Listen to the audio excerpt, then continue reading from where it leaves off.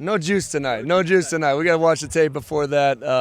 Had a couple guys share some powerful stories. I just think being in this environment, late night practice, being on the logo, kind of envision this stadium full in 2.5 weeks. Had some powerful things at the end there. It was pretty cool. You know, for you guys, you open up practice, you got people in the stands, and it was a solid hour and a half of just different scrimmage-type drills. I mean, for you, is it just kind of one of those things where, you get a little overtime period, a little two-point kind of late-minute drives, and that kind of helps you kind of see what you're looking for? Absolutely, and see who can respond in those moments. We spent this morning kind of walking through, but the detail in the overtime, getting some move the ball, 2-minute, some at the end there that was last-second plays from the 6-yard line to 15, to 20, to 35. So just trying to put ourselves in all those moments to make sure when they happen in the games, we don't flinch, okay? We're the ones throwing the punches. It seemed especially early on, Jalen Edmond, Kenny Worthy, Warren Smith, Ethan O'Connor, you name it, a young cornerback was making a play. It really does feel like those guys have kind of come into their own these last couple weeks. They're playing with confidence, and that's a great thing to have at corner. They love the challenge. They love being on the island. I've always said they're young but really talented, especially athletically, and they've done a good job of going out there and making some plays. Disappointed with the offense early. I think it was 4 straight turnovers and 4 possessions. That's not the way we need to play football.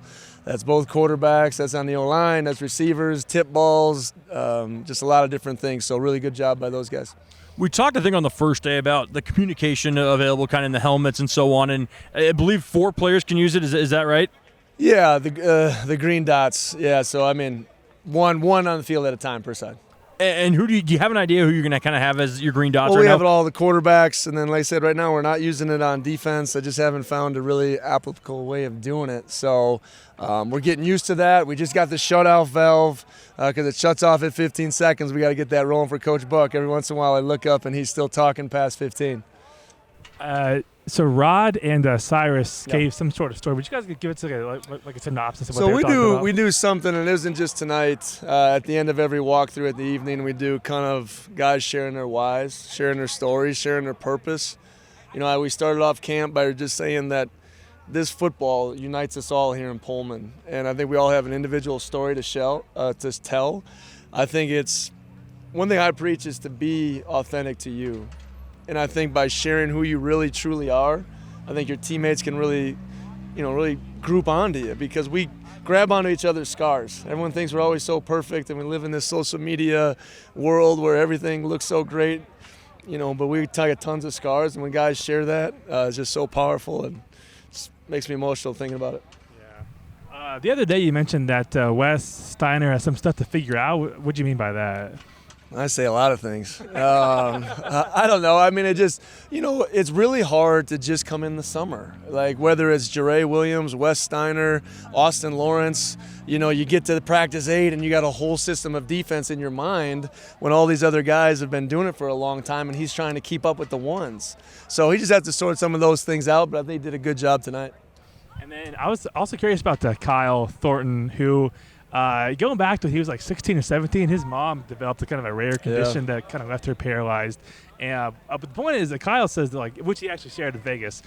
He said that today it affects him by he kind of finds a way to keep pushing the way his mom pushed for him, even when things are kind of getting down. Yeah. Are you able to kind of pick up on that, with Kyle?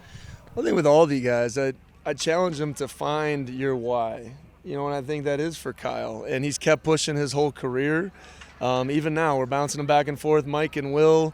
Nothing's going to stop that kid. And I think it's because of some of the adversities he's been through and also a lot of the successes that he's had in his life. Coach, you kind of hit on it with your first answer. Under the lights, you got some students in the stands. Is it just to simulate kind of a game-like environment? Or, what was the point in doing that tonight? Well, actually, Coach Kramer, assistant offensive line coach, came to me with this idea to revolve around the pep rally, get out here, catch the balls in the lights. We're going to play a lot of 7 o'clock games. Let's replicate kind of waiting around all day and then having to perform. So a lot of juice comes out at night in the Palouse, you know what I mean? Like the Cougs are ready to go, so it's been fun, and our guys really enjoyed it. And not that this is the peak of camp, but we'll have another scrimmage. There won't be as much tackling on Saturday, and then we'll kind of get into this 2-week kind of game prep for Portland State. You kind of mentioned it. The defense was kind of all over the place at the beginning there. Yeah. I'm sure the band will love to play the Cougar Jaws of defense a little bit. But How far along have they came? Why were they so dominant there at the beginning? It starts up front. I know the DBs get the love from Jamie over here, right? But the guys up front were pushing them, making the quarterbacks uncomfortable, and, flip side, we got to make better decisions. But really good job by the defense to create that type of momentum. Those are game-changing plays, and anytime you can win the turnover battle like that, it's going to be huge. Just last one. I mean, what are you trying to emphasize getting into? Is it the little things, or is it just getting into? Because it's going to be a sprint the next 2 weeks. Yeah, now it's putting it all together. We're just going to settle back down tomorrow and do just a walkthrough, a quick practice Friday before we get into another scrimmage on Saturday, and that'll be at night as well. So we're just kind of putting the final polishes on it, but also, like I said to our staff today, after this Saturday, we got to start really looking at roles and getting those defined so we can, gel a little bit. That's offense, defense, special teams. So a lot of guys are fighting for a lot of things, but, I'm really happy with where we're at. I've seen both the O-lineman, of course, and also the defensive lineman. Shout out Coach Castor of the last couple of weeks. What have you seen from him on your staff, and what's his impact on you guys? I think he's brought a lot of energy. I think he's brought a lot of just kind of relatability. I think he's a new age teacher. It's really interactive in the classroom. He gets them talking, gets them up moving. So I think it's just been a positive just kind of change, and guys are really relating to it. But it's also they're in their third year. They're making their biggest jumps, and he's a big part of that. And then you said the O-line, obviously if the offense kind of starting off, practice kind of rough, how do you find them how do they bounce back from that? How did you see that tonight? Well, that's what I was looking for. I know I'm always the referee in some of these things, but I'm looking for who's talking, who's communicating, what are we saying, what's our body language. Football is a long game. You don't win the game in the first quarter. You win it after the fourth quarter. So you got to stay, swinging in the punches of these games, of these ebbs and flows. And there were some highs and there were some lows in there. And I thought our offense did a good job bouncing back late. All right, thank you guys. Go Cougs.